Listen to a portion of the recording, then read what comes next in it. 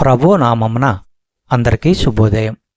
ఈరోజు దేవుని వాగ్దానము ఏమనగా, పేతురు రాసిన మొదటి పత్రిక 4వ అధ్యాయము 14వ వచనం. క్రీస్తు నామము నిమిత్తము మీరు నిందపాలైన ఎడల మహిమా స్వరూపి అయిన ఆత్మ అనగా దేవుని ఆత్మ మీ మీద నిలుచుచున్నాడు గనుక మీరు ధన్యులు. సహోదరి సహోదరులారా, పేతురు మనకు ధన్యత ఎలాగ కలుగుతున్నదన్నది ఇక్కడ తెలియపరుస్తున్నాడు. మనము క్రీస్తులో విశ్వాసులము కాబట్టి మన మీదికి నిందలు వచ్చినప్పుడే ఇది నిజము. ఇతర కారణాల వల్ల నిందలు వస్తే ధన్యులము కాము అని తెలియపరుస్తున్నాడు. అలాగే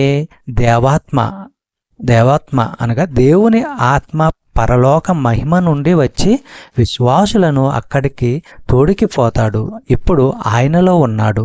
వారు బాధలను సహించడము, క్రీస్తు కోసము నిందల పాలవడము అంతా ఇందుకు రుజువు. చెప్పబడిన వాగ్దానము దేవుడు దీవించి ఆశీర్వదించునుగాక. ఆమేన్.